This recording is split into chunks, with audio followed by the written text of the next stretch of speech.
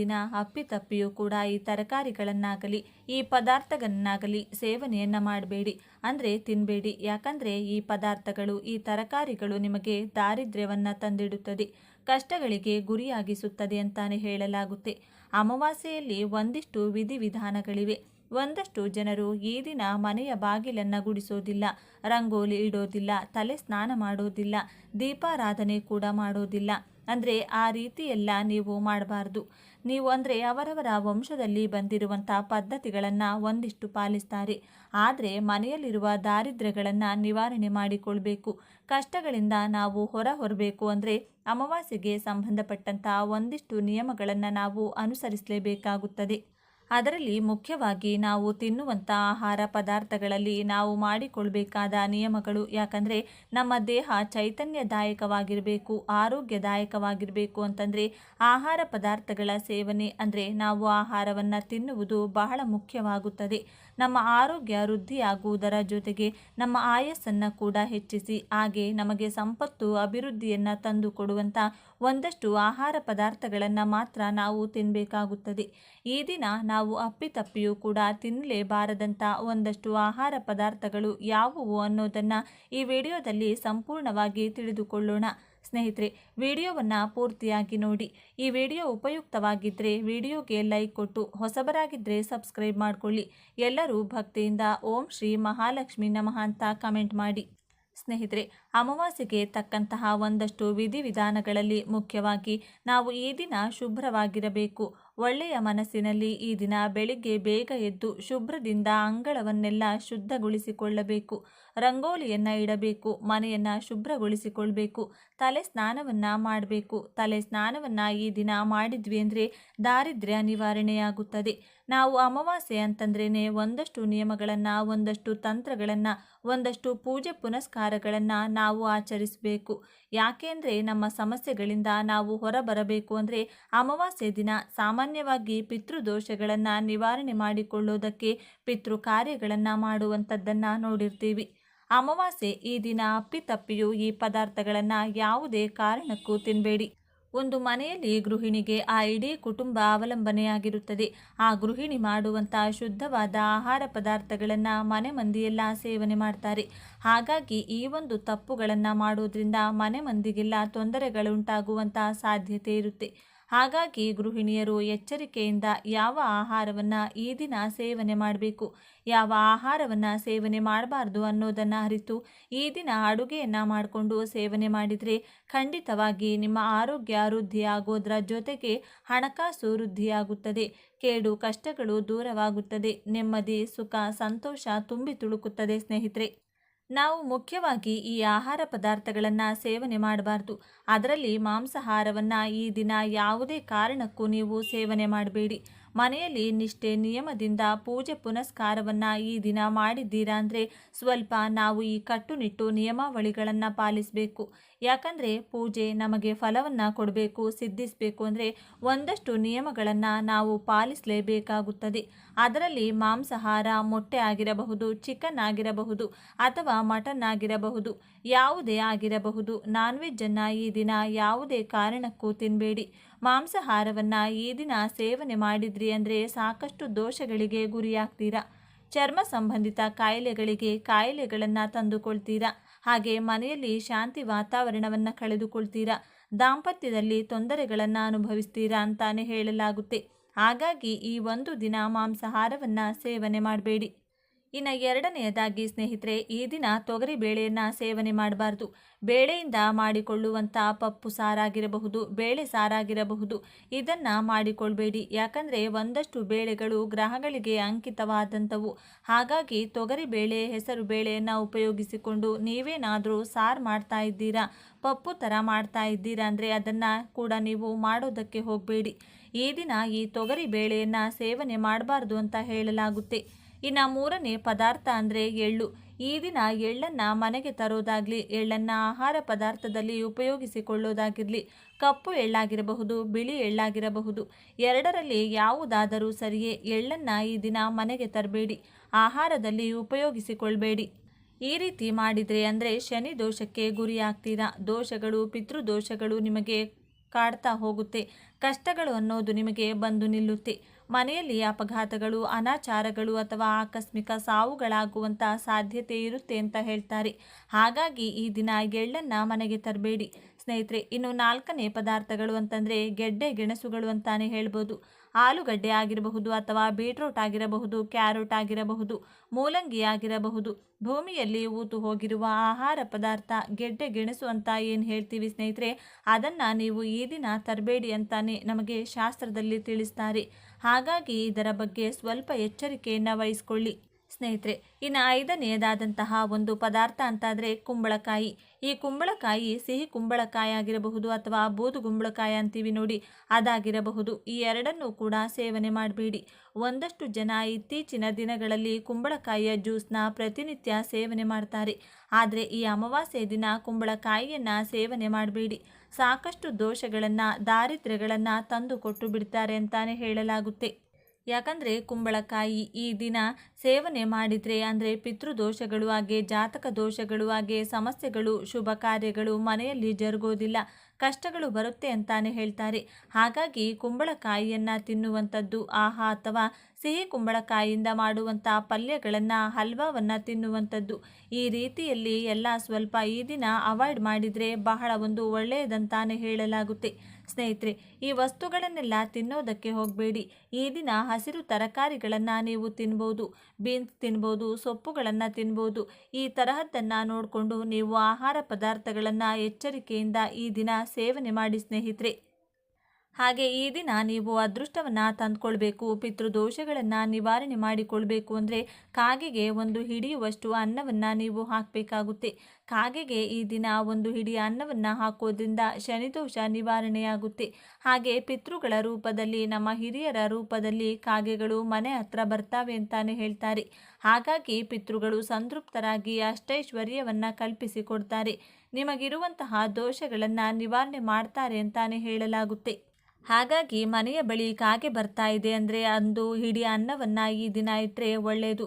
ಶ್ವಾನಗಳಿಗೂ ಕೂಡ ಆಹಾರವನ್ನು ಈ ದಿನ ಹಾಕೋದ್ರಿಂದ ರೊಟ್ಟಿ ಆಗಲಿ, ಬ್ರೆಡ್ ಆಗಲಿ ಏನಾದರೂ ಒಂದು ಆಹಾರವನ್ನು ಹಾಕಿ ಹಾಗೇನೆ ಹಸುವಿಗೆ ಏನಾದರೂ ಒಂದು ತಿನ್ನಿಸಿ ಮೂಕ ಪ್ರಾಣಿಗಳ ಸೇವೆ ಮಾಡಿದರೆ ತುಂಬಾ ಒಳ್ಳೆಯದು. ಯಾವುದೇ ಕಾರಣಕ್ಕೂ ಈ ದಿನ ಮೂಕ ಪ್ರಾಣಿಗಳಿಗೆ ಹಿಂಸೆ ಕೊಡಬೇಡಿ. ಇಷ್ಟು ಕಾರ್ಯವನ್ನು ಮಾಡಿಕೊಳ್ಳಿ. ಈ ಆಹಾರ ಪದಾರ್ಥಗಳನ್ನು ಯಾವುದೇ ಕಾರಣಕ್ಕೂ ತಿನ್ನಬೇಡಿ. ಎಲ್ಲವನ್ನು ಒಳಿತು ಕಾಣ್ತೀರಾ. ಓಕೆ ಸ್ನೇಹಿತರೆ, ಈ ಮಾಹಿತಿ ನಿಮಗೆ ಇಷ್ಟವಾದರೆ ಈ ವಿಡಿಯೋನ ಪ್ರತಿಯೊಬ್ಬರಿಗೂ ಕೂಡ ಶೇರ್ ಮಾಡಿ. ನಮ್ಮ ಚಾನಲ್ಗೆ ಸಬ್ಸ್ಕ್ರೈಬ್ ಆಗಿ. ಎಲ್ಲರೂ ಭಕ್ತಿಯಿಂದ ಓಂ ನಮಃ ಶಿವಾಯ ಅಂತ ಕಮೆಂಟ್ ಮಾಡಿ. ನಮ್ಮ ಪೂಜಾ ಕೋಣೆಯಲ್ಲಿ ನಾವು ಮಾಡುವ ಕೆಲವು ಸಣ್ಣ ಪುಟ್ಟ ಬದಲಾವಣೆಗಳು ಮಹಾಲಕ್ಷ್ಮೀ ದೇವಿಯನ್ನು ನಮ್ಮ ಮನೆಯಲ್ಲೇ ಶಾಶ್ವತವಾಗಿ ನೆಲೆಸುವಂತೆ ಮಾಡುತ್ತವೆ. ಹಿಂದೂ ಸನಾತನ ಧರ್ಮದಲ್ಲಿ ದೀಪಾರಾಧನೆಗೆ ತುಂಬಾ ವಿಶೇಷವಾದ ಮಹತ್ವವಿದೆ. ಯಾಕಂದರೆ ದೀಪ ಅಂದರೆ ಅದು ಸಾಕ್ಷಾತ್ ಮಹಾಲಕ್ಷ್ಮೀ ದೇವಿಯ ಸ್ವರೂಪ. ಅದಕ್ಕೆ ಮನೆಯಲ್ಲಿ ದೀಪ ಹಚ್ಚಿದರೆ ಕತ್ತಲೆಯ ಜೊತೆಗೆ ನಮ್ಮ ಜೀವನದಲ್ಲಿರೋ ಕಷ್ಟ ಕಾರ್ಪಣ್ಯಗಳು ಕೂಡ ದೂರವಾಗುತ್ತವೆ ಅಂತ ಪುರಾಣಗಳು ಹೇಳುತ್ತವೆ. ಆದರೆ ದುರಾದೃಷ್ಟವಶಾತ್ ಇವತ್ತಿನ ದಿನಗಳಲ್ಲಿ ನಮ್ಮಲ್ಲಿ ತುಂಬ ಜನ ತುಂಬಾ ಭಕ್ತಿಯಿಂದ ಗಂಟೆಗಟ್ಟಲೆ ಪೂಜೆ ಮಾಡಿದರೂ ಕೂಡ ಅಂದುಕೊಂಡ ಫಲ ಸಿಗುತ್ತಿಲ್ಲ ಅಂತ ಬೇಜಾರು ಮಾಡಿಕೊಳ್ಳುತ್ತಿರುತ್ತಾರೆ. ಇದಕ್ಕೆ ಮುಖ್ಯ ಕಾರಣ ಏನಪ್ಪ ಅಂದರೆ ನಾವು ಪೂಜೆ ಅಥವಾ ದೀಪಾರಾಧನೆ ಮಾಡುವಾಗ ನಮಗೆ ಗೊತ್ತಿಲ್ಲದೆ ಮಾಡುವ ಕೆಲವು ಸಣ್ಣ ಸಣ್ಣ ತಪ್ಪುಗಳೇ ಇದಕ್ಕೆ ಕಾರಣ. ನಮ್ಮ ಹಿರಿಯರು ಪೂಜಾ ವಿಧಾನದಲ್ಲಿ ಕೆಲವು ಕಟ್ಟುನಿಟ್ಟಾದ ನಿಯಮಗಳನ್ನು ತಂದಿದ್ದಾರೆ. ಒಂದು ವೇಳೆ ನೀವು ಈ ನಿಯಮಗಳನ್ನು ಪಾಲಿಸಿ ದೀಪ ಹಚ್ಚಿದರೆ ನಿಮ್ಮ ಮನೆಗೆ 1000 ಪಟ್ಟು ಹೆಚ್ಚು ಪುಣ್ಯ ಫಲ ಸಿಗುತ್ತದೆ. ಅಷ್ಟೇ ಅಲ್ಲ, ಕುಟುಂಬದ ಕಷ್ಟಗಳೆಲ್ಲ ತೀರಿ ಆ ದೇವಾನುದೇವತೆಗಳ ಆಶೀರ್ವಾದ ನಿಮಗೆ ಸಿಗುತ್ತದೆ. ಹಾಗಾದರೆ ಪೂಜಾ ಕೋಣೆಯಲ್ಲಿ ನಾವು ಯಾವೆಲ್ಲ ನಿಯಮಗಳನ್ನು ಪಾಲಿಸಬೇಕು, ದೀಪಾರಾಧನೆಯನ್ನು ಸರಿಯಾದ ಕ್ರಮದಲ್ಲಿ ಹೇಗೆ ಮಾಡಬೇಕು, ದೇವರಿಗೆ ನೈವೇದ್ಯವನ್ನು ಹೇಗೆ ಸಮರ್ಪಿಸಬೇಕು, ಹಾಗೆ ನಾವು ಪೂಜೆ ಮಾಡುವಾಗ ಅಪ್ಪಿತಪ್ಪಿಯೂ ಮಾಡಬಾರದ ತಪ್ಪುಗಳು ಯಾವುವು ಅನ್ನೋದನ್ನು ಈ ವಿಡಿಯೋದಲ್ಲಿ ನಾವು ಪೂರ್ತಿಯಾಗಿ ವಿವರವಾಗಿ ತಿಳಿದುಕೊಳ್ಳೋಣ. ಅದಕ್ಕೆ ಹೇಳ್ತಿದ್ದೀನಿ, ವಿಡಿಯೋವನ್ನು ಎಲ್ಲೂ ಸ್ಕಿಪ್ ಮಾಡದೆ ಕೊನೆ ತನಕ ಪೂರ್ತಿಯಾಗಿ ನೋಡಿ. ಆದರೆ ಅದಕ್ಕೂ ಮುಂಚೆ ಈ ವಿಡಿಯೋಗೆ ಒಂದು ಲೈಕ್ ಕೊಟ್ಟು ನಮ್ಮ ಚಾನಲ್ನ ಸಬ್ಸ್ಕ್ರೈಬ್ ಮಾಡಿಕೊಳ್ಳಿ. ಹಾಗೆ ಭಕ್ತಿಯಿಂದ ಕಮೆಂಟ್ ಬಾಕ್ಸ್ನಲ್ಲಿ ಓಂ ದೀಪಲಕ್ಷ್ಮಿ ನಮಃ ಅಂತ ಬರೆಯಿರಿ. ಈಗ ಮೊದಲು ನಾವು ದೀಪಾರಾಧನೆಗೆ ಸಂಬಂಧಿಸಿದ ನಿಯಮಗಳನ್ನು ತಿಳಿದುಕೊಳ್ಳೋಣ. ಒಂದು ದೀಪವನ್ನು ಇಡುವ ಸರಿಯಾದ ಕ್ರಮ. ಮೊದಲನೆಯದಾಗಿ ದೀಪಾರಾಧನೆಯ ನಿಯಮಗಳನ್ನು ನೋಡೋದಾದರೆ, ದೈವಿಕ ಶಕ್ತಿ ಇರೋ ದೀಪವನ್ನು ನಾವು ಯಾವಾಗಲೂ ನೇರವಾಗಿ ನೆಲದ ಮೇಲೆ ಇಡಬಾರದು. ಅದರ ಬದಲಾಗಿ ದೀಪದ ಕೆಳಗೆ ಕಡ್ಡಾಯವಾಗಿ ವೀಳ್ಯದೆಲೆಗಳನ್ನು ಇಡಬೇಕು. ಇಲ್ಲಾಂದರೆ ಕನಿಷ್ಠ ಪಕ್ಷ ಸ್ವಲ್ಪ ಅಕ್ಷತೆಯನ್ನಾದರೂ ಹಾಕಿ ಅದರ ಮೇಲೆ ದೀಪವನ್ನು ಹಚ್ಚಬೇಕು. ವೀಳ್ಯದೆಲೆಯನ್ನು ಇಡುವಾಗ ಅದರ ತೊಟ್ಟು ದೇವರಿಗೆ ಅಭಿಮುಖವಾಗಿ ಅಥವಾ ಉತ್ತರ ಪೂರ್ವ ದಿಕ್ಕಿಗೆ ಇರುವಂತೆ ನೋಡಿಕೊಳ್ಳಿ. ಇದು 2 ದೋಷ ನಿವಾರಣೆಗೆ ಪರಿಹಾರ. ಒಂದು ವೇಳೆ ನಿಮ್ಮ ಮನೆಯಲ್ಲಿ ಆರೋಗ್ಯ ಸಮಸ್ಯೆಗಳಿದ್ರೆ ಅಥವಾ ತೀವ್ರವಾದ ನರದೃಷ್ಟಿ ಇದ್ದರೆ ಒಂದು ಸಣ್ಣ ಹಿತ್ತಾಳೆ ತಟ್ಟೆಯಲ್ಲಿ ಕಲ್ಲುಪ್ಪನ್ನು ಹಾಕಿ ಅದರ ಮೇಲೆ ಮಣ್ಣಿನ ಹಣತೆಯನ್ನು ಇಟ್ಟು ದೀಪ ಹಚ್ಚಿ. ಹೀಗೆ ಮಾಡೋದ್ರಿಂದ ಆ ದೋಷಗಳೆಲ್ಲ ಪಟಾಪಟ ಅಂತ ದೂರವಾಗುತ್ತವೆ. 3 ದೀಪದ ಸ್ವಚ್ಛತೆ. ಹಾಗೆ ಇಲ್ಲಿ ಮುಖ್ಯವಾಗಿ ನೆನಪಿಟ್ಟುಕೊಳ್ಳಬೇಕಾದ ವಿಷಯ ಅಂದರೆ, ದೀಪದಲ್ಲಿ ಬಳಸಬಹುದಂತಹ ಬತ್ತಿಗಳು ಯಾವತ್ತೂ ಕಪ್ಪಗಾಗಿ ಮಸಿ ಹಿಡಿದು ಇರಬಾರದು. ಯಾಕಂದರೆ ಆ ದೀಪದ ಬತ್ತಿಗಳು ಎಷ್ಟು ಸ್ವಚ್ಛವಾಗಿ ಚಿನ್ನದ ಥರ ಹೊಳಪಿನಂತೆ ಇರುತ್ತವೋ ಆ ಮನೆಗೆ ಲಕ್ಷ್ಮಿ ಕಟಾಕ್ಷ ಅಷ್ಟು ಬೇಗ ಸಿಗುತ್ತದೆ. ಇದರ ಜೊತೆಗೆ ಪೂಜಾ ಕೋಣೆಯಲ್ಲಿ ಯಾವಾಗಲೂ ಒಂದೇ ಒಂದು ದೀಪವನ್ನು ಒಂಟಿಯಾಗಿ ಹಚ್ಚಬಾರದು. ಕಡ್ಡಾಯವಾಗಿ 2 ದೀಪಗಳನ್ನು ಹಚ್ಚಬೇಕು. 4. ಯಾವ ಎಣ್ಣೆ ಬಳಸಬೇಕು? ಇನ್ನು ದೀಪಕ್ಕೆ ಬಳಸುವ ಎಣ್ಣೆಯ ವಿಷಯಕ್ಕೆ ಬಂದರೆ, ಹಸುವಿನ ತುಪ್ಪದಿಂದ ದೀಪಾರಾಧನೆಯ ಮಾಡುವುದು ಎಲ್ಲದಕ್ಕಿಂತ ಶ್ರೇಷ್ಠ. ಹಾಗೆ ಸಾಲದ ಬಾಧೆ ಇರೋರು ತೆಂಗಿನೆಣ್ಣೆ, ಶತ್ರುಗಳ ಕಾಟ ಇರೋರು ಎಳ್ಳೆಣ್ಣೆ ಮತ್ತು ಮನಸ್ಸಿನ ಪ್ರಶಾಂತತೆಗಾಗಿ ಹರಳೆಣ್ಣೆಯನ್ನು ಬಳಸಬಹುದು. ಆದರೆ ನೆನಪಿಡಿ, ಅಪ್ಪಿತಪ್ಪಿಯೂ ಅಡುಗೆಗೆ ಬಳಸುವ ಶೇಂಗಾ ಎಣ್ಣೆಯನ್ನು ದೀಪಾರಾಧನೆಗೆ ಬಳಸಲೇಬಾರದು. 5. ದಾಂಪತ್ಯ ಸುಖಕ್ಕೆ. ಇದರ ಜೊತೆಗೆ ಗಂಡ ಹೆಂಡತಿ ಮಧ್ಯೆ ಪದೇ ಪದೇ ಗಲಾಟೆ ಆಗ್ತಿದ್ರೆ 2 ಹತ್ತಿ ಬತ್ತಿಗಳನ್ನು ಒಟ್ಟಿಗೆ ಸೇರಿಸಿ ಒಂದು ಗಂಟು ಹಾಕಿ ದೀಪ ಹಚ್ಚಿ. ಹೀಗೆ ಮಾಡೋದ್ರಿಂದ ದಂಪತಿಗಳ ಮಧ್ಯೆ ಅನ್ಯೋನ್ಯತೆ ತುಂಬಾ ಹೆಚ್ಚಾಗುತ್ತದೆ. ಈಗ ಪೂಜಾ ಕೋಣೆಯ ವಾಸ್ತು ಮತ್ತು ಕಲಶದ ನಿಯಮಗಳನ್ನು ನೋಡೋಣ. ದೀಪಾರಾಧನೆ ಅಷ್ಟೇ ಅಲ್ಲದೆ ಪೂಜಾ ಕೋಣೆಯಲ್ಲಿ ಪಾಲಿಸಬೇಕಾದ ಕೆಲವು ವಾಸ್ತು ನಿಯಮಗಳು ಕೂಡ ಇವೆ. 1. ನೀರಿನ ಕಲಶ. ಉದಾಹರಣೆಗೆ, ಪ್ರತಿಯೊಂದು ಪೂಜಾ ಕೋಣೆಯಲ್ಲೂ ಕಡ್ಡಾಯವಾಗಿ ಒಂದು ನೀರಿನ ಕಳಶ ಇರಲೇಬೇಕು. ಅದಕ್ಕಾಗಿ ಒಂದು ತಾಮ್ರದ ಬಿಂದಿಗೆ ಅಥವಾ ಚೊಂಬಿನ ತುಂಬ ಯೋಗಕ್ಷೇಮದ ನೀರನ್ನು ಹಾಕಿ ಅದರಲ್ಲಿ 1 ರೂಪಾಯಿಯ ನಾಣ್ಯವನ್ನು ಹಾಕಿಟ್ರೆ ಲಕ್ಷ್ಮೀ ದೇವಿಯಲ್ಲಿ ಸ್ಥಿರವಾಗಿ ನೆಲೆಸುತ್ತಾಳೆ. ಒಂದು ವೇಳೆ ನಿಮಗೆ ಆರ್ಥಿಕ ಸಂಕಷ್ಟ, ಸಾಲದ ಬಾಧೆಗಳು ಹೆಚ್ಚಾಗಿದ್ರೆ ಆ ನೀರಿಗೆ ಸ್ವಲ್ಪ ಪಚ್ಚ ಕರ್ಪೂರ ಮತ್ತು 2 ಲವಂಗಗಳನ್ನು ಹಾಕಿ. ಆದರೆ ನೆನಪಿಡಿ, ಪ್ರತಿದಿನ ಬೆಳಗ್ಗೆ ಆ ಹಳೆ ನೀರನ್ನು ಬದಲಾಯಿಸಿ ಹೊಸ ನೀರನ್ನು ತುಂಬಿಸಬೇಕು. ಹೀಗೆ ಮಾಡ್ತಾ ಬಂದರೆ ಸಾಲದ ಬಾಧೆಗಳು ಬೇಗನೆ ತೀರುತ್ತವೆ. 2. ಪವಿತ್ರ ಶಂಖ ಹಾಗೂ ಪೂಜಾ ಕೋಣೆಯಲ್ಲಿರುವ ಪವಿತ್ರವಾದ ಶಂಖವನ್ನು ಯಾವತ್ತೂ ಖಾಲಿಯಾಗಿಡಬಾರದು. ಅದರಲ್ಲಿ ಕಡ್ಡಾಯವಾಗಿ ಸ್ವಲ್ಪ ನೀರನ್ನು ಹಾಕಿ ಆಮೇಲೆ ಪೀಠದ ಮೇಲಿಡಬೇಕು. ಪೂಜೆಯ ಆರಂಭ. ಇನ್ನು ಪೂಜಾ ವಿಧಾನವನ್ನು ಶುರು ಮಾಡುವ ವಿಷಯಕ್ಕೆ ಬಂದರೆ, ಮುಖ್ಯವಾದ ಪೂಜೆಗಳನ್ನು ಮಾಡುವಾಗ ಮೊದಲು ಹಳದಿಯಿಂದ ಒಂದು ಸಣ್ಣ ಗಣಪತಿಯನ್ನು ಮಾಡಿ ಪೂಜಿಸಿದ ನಂತರವೇ ಉಳಿದ ದೀಪಾರಾಧನೆ ಹಾಗೂ ಪೂಜೆಗಳನ್ನು ಮಾಡಬೇಕು. ಆಮೇಲೆ ಮಾರನೇ ದಿನ ಬೆಳಿಗ್ಗೆ ಅರಿಶಿನ ಗಣಪತಿಯನ್ನು ತೆಗೆದು ಯಾರೂ ತುಳಿಯದ ಹಸಿರು ಗಿಡಗಳ ಬುಡದಲ್ಲಿ ಇಡಬೇಕು. ಕರ್ಪೂರ ಹಚ್ಚುವ ಕ್ರಮ. ಇವೆಲ್ಲಕ್ಕಿಂತ ಮುಖ್ಯವಾಗಿ ದೇವರಿಗೆ ಆರತಿ ಕೊಡುವಾಗ ತುಂಬ ಜನರು ಕರ್ಪೂರವನ್ನು ನೇರವಾಗಿ ಬೆಂಕಿ ಕಡ್ಡಿಯಿಂದ ಹಚ್ಚುತ್ತಾರೆ. ಹಾಗೆ ಮಾಡಲೇಬಾರದು. ಬೆಳಗುತ್ತಿರುವ ಏಕಾರತಿ ಅಥವಾ ಅಗರಬತ್ತಿಯಿಂದ ಮಾತ್ರ ಕರ್ಪೂರವನ್ನು ಹಚ್ಚಬೇಕು. ಈಗ ಪುಷ್ಪ ಮತ್ತು ನೈವೇದ್ಯದ ನಿಯಮಗಳನ್ನು ನೋಡೋಣ. ದೇವರಿಗೆ ಸಮರ್ಪಿಸುವ ನೈವೇದ್ಯ ಮತ್ತು ಹೂಗಳ ವಿಷಯದಲ್ಲಿ ನಾವು ಇನ್ನೂ ಹೆಚ್ಚಿನ ಗಮನ ಹರಿಸಬೇಕು. 1. ಹೂಗಳ ನಿಯಮ. ಮೊದಲನೆಯದಾಗಿ, ಸ್ನಾನ ಮಾಡದೆ ಅಪವಿತ್ರವಾಗಿರುವಾಗ ಹೂಗಳನ್ನು ಕೀಳಬಾರದು. ಹಾಗೆ ತುಂಬ ಜನ ಮಾಡುವ ದೊಡ್ಡ ತಪ್ಪು ಅಂದರೆ, ಮಾರ್ಕೆಟ್ನಿಂದ ತಂದ ಹೂಗಳನ್ನು ನೀರಿನಲ್ಲಿ ತೊಳೆದು ದೇವರಿಗೆ ಇಡುವ ಹೂಗಳನ್ನು ಯಾವತ್ತೂ ತೊಳೆಯಲೇಬಾರದು. ಅಷ್ಟೇ ಅಲ್ಲ, ವಾಸನೆ ನೋಡಿದ ಹೂಗಳನ್ನು ಪೂಜೆಗೆ ಬಳಸಲೇಬಾರದು. 2. ವಿಷ್ಣು ಪೂಜೆಗೆ ತುಳಸಿ. ಇನ್ನೊಂದೆಡೆ ವಿಷ್ಣು ಮೂರ್ತಿಗೆ ಸಮರ್ಪಿಸುವ ನೈವೇದ್ಯದಲ್ಲೇ ಕಡ್ಡಾಯವಾಗಿ ತುಳಸಿ ದಳಗಳು ಇರಲೇಬೇಕು. ಇಲ್ಲಾಂದರೆ ಆ ಪೂಜೆಯನ್ನು ಸ್ವಾಮಿ ಸ್ವೀಕರಿಸುವುದಿಲ್ಲ. ಆದರೆ ತುಳಸಿಯನ್ನು ಕೀಳುವಾಗ ಉಗುರುಗಳಿಂದ ಚಿವುಟಬಾರದು. ಕೇವಲ ಬೆರಳುಗಳಿಂದ ಮಾತ್ರ ಮೃದುವಾಗಿ ಕೀಳಬೇಕು. 3. ನೈವೇದ್ಯದ ಪಾತ್ರೆಗಳು. ಇನ್ನು ದೇವರಿಗೆ ಬಾಳೆಹಣ್ಣನ್ನು ನೈವೇದ್ಯ ಮಾಡುವಾಗ ಯಾವಾಗಲೂ ಅದರ ಸಿಪ್ಪೆ ಸುಲಿದು ಇಡಬೇಕು. ಹಾಗೆ ನೈವೇದ್ಯವನ್ನು ಪ್ಲಾಸ್ಟಿಕ್ ಅಥವಾ ಸ್ಟೀಲ್ ಪಾತ್ರೆಗಳಲ್ಲಿ ಇಡದೆ ಹಿತ್ತಾಳೆ, ಬೆಳ್ಳಿ ಪಾತ್ರೆ ಅಥವಾ ವೀಳ್ಯದೆಲೆಯ ಮೇಲಿಡಬೇಕು. ಮುಖ್ಯವಾಗಿ ವ್ರತಗಳ ಸಮಯದಲ್ಲಿ ಬೆಳ್ಳಿ ಪಾತ್ರೆಯಲ್ಲಿ ನೈವೇದ್ಯ ಇಟ್ಟರೆ ಅಖಂಡ ರಾಜಯೋಗ ಒಲಿದು ಬರುತ್ತದೆ ಅಂತ ಪಂಡಿತರು ಹೇಳ್ತಾರೆ. ಹೀಗೆ ನೈವೇದ್ಯ ಇಟ್ಟ ನಂತರ ಆ ಪಾತ್ರೆಯ ಸುತ್ತಲೂ ಸ್ವಲ್ಪ ನೀರನ್ನು ಪ್ರೋಕ್ಷಣೆ ಮಾಡಬೇಕು. ಅಂದರೆ ನೀರು ಚಿಮುಕಿಸಬೇಕು. ಆಗಲೇ ಭಗವಂತ ನೈವೇದ್ಯವನ್ನು ಸ್ವೀಕರಿಸುತ್ತಾರೆ. ಕೆಲವೊಮ್ಮೆ ನಾವು ಪೂಜೆ ಮಾಡುತ್ತಿರುವಾಗ ನಮಗೆ ನಮಗೆ ಗೊತ್ತಿಲ್ಲದೆ ಕೆಲವು ಘಟನೆಗಳು ನಡೆದು ಬಿಡುತ್ತವೆ. ಅದನ್ನೆಲ್ಲ ಅಪಶಕುನ ಅಂತ ಭಾವಿಸಿ ಭಯಪಡುವ ಅಗತ್ಯವಿಲ್ಲ. ಒಂದು ದೀಪ ಆರಿ ಹೋದರೆ, ಉದಾಹರಣೆಗೆ ಪೂಜೆ ಮಾಡುವಾಗ ಇದ್ದಕ್ಕಿದ್ದಂತೆ ದೀಪ ಆರಿ ಹೋದರೆ ಗಾಬರಿ ಬೀಳದೆ ಮನಸ್ಸಿನಲ್ಲೇ ಓಂ ನಮಃ ಶಿವಾಯ ಅಂತ ಸ್ಮರಿಸುತ್ತಾ ಪ್ರಶಾಂತವಾಗಿ ಮತ್ತೆ ಹೊಸ ದೀಪವನ್ನು ಹಚ್ಚಿ. 2 ಕೊಬ್ಬರಿ ಕಾಯಿ ಕೊಳೆತದ ಹಾಗೆ ದೇವರಿಗೆ ಹೊಡೆದ ಕೊಬ್ಬರಿಕಾಯಿ ಒಳಗಡೆ ಕೊಳೆತು ಹೋಗಿದ್ರೆ ಏನೋ ಕೆಡುಕಾಗಿ ಬಿಡುತ್ತದೆ ಅಂತ ಭಯಪಡುತ್ತಾರೆ. ಆದರೆ ಅದು ಅನಿಷ್ಟ ಅಲ್ಲವೇ ಅಲ್ಲ. ನಿಮ್ಮ ಮನೆಯಲ್ಲಿರೋ ನೆಗೆಟಿವ್ ಎನರ್ಜಿಯನ್ನು ಆ ಕಾಯಿ ತನ್ನೊಳಗೆ ಹೀರಿಕೊಂಡಿದೆ ಅಂತ ಅರ್ಥ. ಹಾಗಾಗಿ ತಕ್ಷಣ ಅದನ್ನು ಹೊರಗೆ ಬಿಸಾಕಿ ಕೈಕಾಲು ತೊಳೆದುಕೊಂಡು ಬಂದು ಹೊಸ ಕಾಯಿಯನ್ನು ಹೊಡೆಯಿರಿ. 3 ಕುಂಕುಮದ ಭರಣಿ ಕೆಳಗಡೆ ಬಿದ್ದರೆ, ಇದೇ ರೀತಿ ಕುಂಕುಮದ ಭರಣಿ ಕೈ ತಿಪ್ಪಿ ಕೆಳಗೆ ಬಿದ್ದರೆ ತಕ್ಷಣ ಓಂ ಶ್ರೀ ಮಹಾಲಕ್ಷ್ಮಿ ನಮಃ ಅಂದುಕೊಳ್ತಾ ಅದನ್ನು ಎತ್ತಿ ಯಾರು ತುಳಿಯದ ಜಾಗದಲ್ಲಿ ಅಥವಾ ತುಳಸಿ ಕಟ್ಟೆಯೊಳಗೆ ಹಾಕಿ. 4 ಅಗರಬತ್ತಿಯ ನಿಯಮ. ಅಷ್ಟೇ ಅಲ್ಲದೆ ದೇವರ ಮುಂದೆ ಯಾವಾಗಲೂ 3 ಅಥವಾ 5 ಅಗರಬತ್ತಿಗಳನ್ನು ಮಾತ್ರ ಹಚ್ಚಬೇಕು. ಆದರೆ ಇಲ್ಲಿ ಮುಖ್ಯವಾದ ವಿಷಯ ಏನಪ್ಪ ಅಂದರೆ, ಆ ಅಗರಬತ್ತಿಯಿಂದ ಉದುರುವ ಬೂದಿ ದೇವರ ಫೋಟೋಗಳು ಅಥವಾ ವಿಗ್ರಹಗಳ ಮೇಲೆ ಬೀಳದಂತೆ ನೋಡಿಕೊಳ್ಬೇಕು. ಇದಕ್ಕಾಗಿ ಅಗರಬತ್ತಿ ಸ್ಟ್ಯಾಂಡ್ ಕೆಳಗೆ ಒಂದು ಸಣ್ಣ ತಟ್ಟೆಯನ್ನು ಇಟ್ಟರೆ ಬೂದಿ ಎಲ್ಲೂ ಹರಡುವುದಿಲ್ಲ. 5 ಸೀನುವಿಕೆ.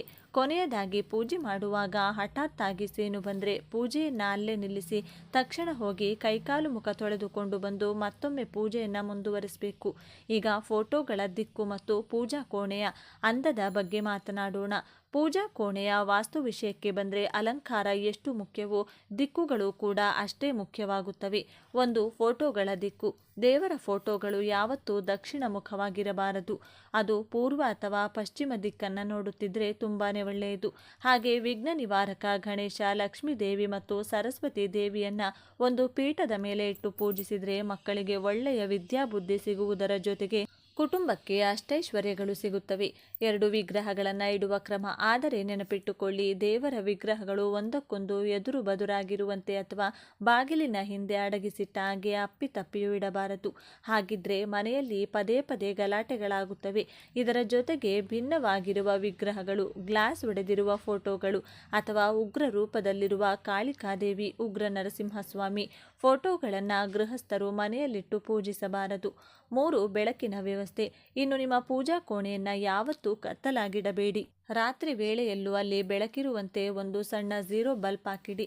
ಈಗ ಪೂಜೆ ಮುಕ್ತಾಯದ ನಂತರ ನಿಯಮಗಳನ್ನು ನೋಡೋಣ. ಪೂಜೆ ಮುಗಿಯುವ ಸಮಯದಲ್ಲೂ ಕೂಡ ನಾವು ಕೆಲವು ಕಟ್ಟುನಿಟ್ಟಾದ ನಿಯಮಗಳನ್ನು ಪಾಲಿಸಬೇಕು. 1 ಧೂಪ ಮತ್ತು ಗಂಟೆ.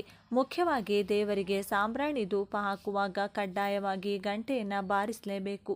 ಇಲ್ಲಾಂದರೆ ಆ ಧೂಪ ದೇವರಿಗೆ ತಲುಪುವುದಿಲ್ಲ ಅಂತ ಶಾಸ್ತ್ರಗಳು ಹೇಳುತ್ತವೆ. 2 ಕೊಬ್ಬರಿ ಚಿಪ್ಪುಗಳು. ಹಾಗೆ ದೇವರಿಗೆ ಹೊಡೆದ ಕೊಬ್ಬರಿ ಚಿಪ್ಪುಗಳನ್ನು ಪೂಜಾ ಕೋಣೆಯಲ್ಲಿ ಜಾಸ್ತಿ ಸಮಯ ಬಿಡದೆ ತಕ್ಷಣವೇ ಅಲ್ಲಿಂದ ತೆಗೆಯಬೇಕು.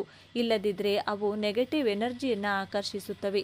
ಕಲಶದ ಅಕ್ಕಿ ಮತ್ತು ನೀರು. ಇನ್ನು ವ್ರತಗಳನ್ನು ಮಾಡಿದಾಗ ಕಲಶದ ಒಳಗೆ ಕೆಳಗಡೆ ಇಟ್ಟಿದ್ದ ಅಕ್ಕಿಯನ್ನು ನಾವು ನಿತ್ಯ ಬಳಸುವ ಅನ್ನದ ಅಕ್ಕಿಯ ಜೊತೆಗೆ ಸೇರಿಸಿ ಬೇಯಿಸಿ ತಿಂದರೆ ಆಯುಷ್ಯ, ಆರೋಗ್ಯ, ಅಷ್ಟೈಶ್ವರ್ಯಗಳು ಸಿಗುತ್ತವೆ. ಹಾಗೆ ಕಲಶದಲ್ಲಿರುವ ನೀರನ್ನು ಇಡೀ ಮನೆಗೆ ಪ್ರೋಕ್ಷಣೆ ಮಾಡಿ ಉಳಿದ ನೀರನ್ನು ತುಳಸಿ ಗಿಡದ ಬುಡಕ್ಕೆ ಹಾಕಿದರೆ ಇಡೀ ಮನೆ ದೈವಿಕ ಶಕ್ತಿಯಿಂದ ತುಂಬಿ ಹೋಗುತ್ತದೆ. ಉಳಿದ ಬತ್ತಿಗಳ ಮರುಬಳಕೆ. ಅದೇ ರೀತಿ ದೀಪದ ಬತ್ತಿಗಳು ಪೂರ್ತಿಯಾಗಿ ಉರಿಯದೆ ಅರ್ಧಕ್ಕೆ ಆರಿ ಹೋದರೆ ಅದನ್ನು ಬಿಸಾಡಬೇಡಿ. ಆ ಬತ್ತಿಗಳನ್ನು ಒಟ್ಟುಗೂಡಿಸಿ ಅದಕ್ಕೆ ಸ್ವಲ್ಪ ಸಾಂಬ್ರಾಣಿ ಪುಡಿ, ಪಚ್ಚ ಕರ್ಪೂರ ಹಾಕಿ ಕೆಂಡದ ಮೇಲೆ ಹಾಕಿ ಆ ಹೊಗೆಯನ್ನು ಇಡೀ ಮನೆಗೆ ತೋರಿಸಿ. ಹೀಗೆ ಮಾಡಿದರೆ ಮನೆಗಿರುವ ದೃಷ್ಟಿ ದೋಷವೆಲ್ಲ ಮಾಯವಾಗಿ ಬಿಡುತ್ತದೆ. ಹೊಸಲಿಗೆ ಕುಂಕುಮ. ಇನ್ನು ಪೂಜೆ ಎಲ್ಲ ಮುಗಿದ ಮೇಲೆ ಹೊಸ್ತಿಲಿಗೆ ಕುಂಕುಮ ಇಡುವಾಗ ಬೆರಳುಗಳಿಂದ ನೇರವಾಗಿಡದೆ ಒಂದು ಕೈಯಲ್ಲಿ ಕುಂಕುಮದ ಭರಣಿಯನ್ನಿಡಿದುಕೊಂಡು ಇನ್ನೊಂದು ಕೈಯಲ್ಲಿ ಮಾತ್ರ ಬೊಟ್ಟಿಡಬೇಕು. ಹೀಗೆ ಮಾಡಿದರೆ ವಿಶೇಷವಾದ ಐಶ್ವರ್ಯ ಪ್ರಾಪ್ತಿಯಾಗುತ್ತದೆ. ಆರತಿ ಮತ್ತು ಪ್ರಸಾದ ಸ್ವೀಕಾರ. ಹಾಗೆ ಆರತಿ ತೆಗೆದುಕೊಳ್ಳುವಾಗ ಭಕ್ತಿಯಿಂದ ಕಣ್ಣುಗಳಿಗೆ ಒತ್ತಿಕೊಂಡು ತಲೆಗೆ ಸವರಿಕೊಂಡು ದೇವರ ಪಾಸಿಟಿವ್ ಎನರ್ಜಿ ನಮ್ಮ ದೇಹವನ್ನು ಪ್ರವೇಶಿಸುತ್ತದೆ. ಇಲ್ಲಿ ಮುಖ್ಯವಾಗಿ ನೆನಪಿಡಬೇಕಾದ ವಿಷಯ ಏನೆಂದರೆ, ದೇವರ ಪ್ರಸಾದವನ್ನು ಯಾವಾಗಲೂ ಬಲಗೈಯಿಂದಲೇ ಸ್ವೀಕರಿಸಬೇಕು.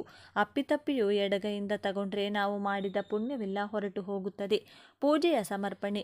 ಇನ್ನು ಪೂಜೆ ಮುಗಿದ ಮೇಲೆ ಬಲಗೈ ಅಂಗೈಯಲ್ಲಿ ಸ್ವಲ್ಪ ನೀರನ್ನು ತೆಗೆದುಕೊಂಡು ದೇವರ ಮುಂದೆ ಬಿಡುತ್ತಾ ಕೃಷ್ಣಾರ್ಪಣಮಸ್ತು ಅಂತ ಭಕ್ತಿಯಿಂದ ಹೇಳಬೇಕು.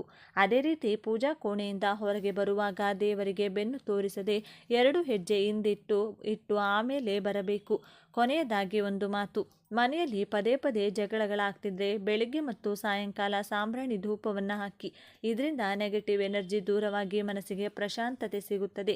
ನಮ್ಮ ದೈನಂದಿನ ಜೀವನದಲ್ಲಿ ಇಂಥ ಸಣ್ಣ ಸಣ್ಣ ನಿಯಮಗಳನ್ನು ಪಾಲಿಸಿದರೆ ನಾವು ಮಾಡುವ ಪೂಜೆಗೆ ಖಂಡಿತ ಸರಿಯಾದ ಫಲ ಸಿಗುತ್ತದೆ. ಈ ವಿಡಿಯೋ ನಿಮಗೆ ಇಷ್ಟ ಆಗಿದ್ರೆ ಲೈಕ್ ಮಾಡಿ, ಶೇರ್ ಮಾಡಿ, ಹಾಗೆ ನಮ್ಮ ಚಾನಲ್ನ ಸಬ್ಸ್ಕ್ರೈಬ್ ಮಾಡಿಕೊಂಡು ಬೆಲ್ ಐಕಾನನ್ನು ಕ್ಲಿಕ್ ಮಾಡಿ. ಧನ್ಯವಾದಗಳು.